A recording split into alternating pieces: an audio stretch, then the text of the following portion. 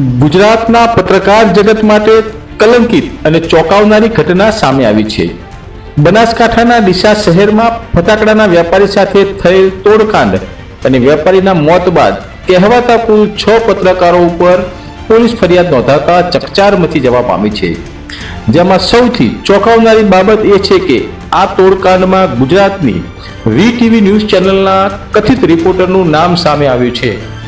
બનાસકાંઠાના ડીસાના VTV news ચેનલના reporter Rohit ઠાકોરનું પણ આ ચકચારી કલંકિત ઘટનામાં ફટાકડાના વેપારીના તોડકાંડમાં સંડોવાયેલ હોવાનું એફઆઈઆરમાં સામે આવતા ચકચાર મચી જવા પામી છે।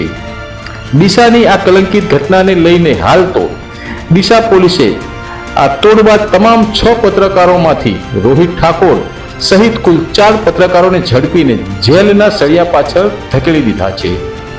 આ તોડબાજ પત્રકારોના લીધે હાલ તો દિવાળીની ખુશીના પર્વમાં જ ફટાકડાના વેપારીઓને લોહીના આંસુએ રડવાનો વારો આવ્યો છે।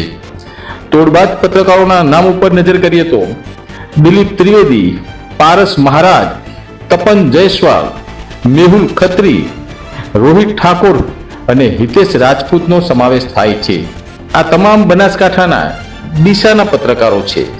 સવાલ ઊભો એ થાય છે કે શું આ કહેવાતી મોટી ચેનલનો પત્રકાર કોના આશીર્વાદથી હજારો રૂપિયાની ખંડણી વેપારી પાસેથી માંગતો હતો? તે સવાલનો જવાબ પણ શોધવો રહ્યો। જો કે હાલ તો ડીસા પોલીસે ભારતીય ન્યાય સંહિતાની વિવિધ ગંભીર કલમો સાથેની એફઆઈઆર નોંધીને તપાસનો ધમધમાટ શરૂ કર્યો છે। મારી પાસે રેકોર્ડિંગ બી છે। 25,000 રૂપિયા આજે એને માંગ્યા છે। દિલીપ ત્રિવેદીએ 25,000 રૂપિયા આજે માંગ્યા છે। અને લારીઓ ઉપર માલ આવતો અમને લાયસન્સ મળે, એના પરવાનગી મળે, એના પછી અમે માલ લાવતા હોઈએ છીએ, બરોબર। એના પછી બી એ લોકો અમને હેરાન કરે છે। લારીઓ ઊભી રાખીને એમને લારીઓ વાળાને હેરાન કરે કે તમે ક્યાંથી માલ ભરીને લાયા, તમે 5,000 રૂપિયા લો અને મોબાઈલ લઈ લે લારીઓ વાળાનો। અને મને અમને દુકાને એમ કહ્યું છે કે અમે તમને લાયસન્સ હલાવ્યું છે। તો અમે કીધું ભાઈ તું કોઈ કલેક્ટર છે કે તું અધિકારી છે પ્રશાસનનો? અમે ખોટું કર્યું તો તું ક્યાં સાચો છે? કીધું અમે ક્યાં ખોટું કર્યું છે? અમે તો લાયસન્સ આવ્યા પછી માલ ભર્યો છે। શેનું ખોટું કર્યું અમે ભાઈ?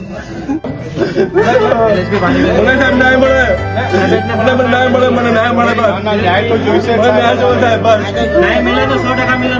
જોઈએ। અમે ત્યાં સુધી પીએમ નહીં થવા જઈએ ને તમારા મને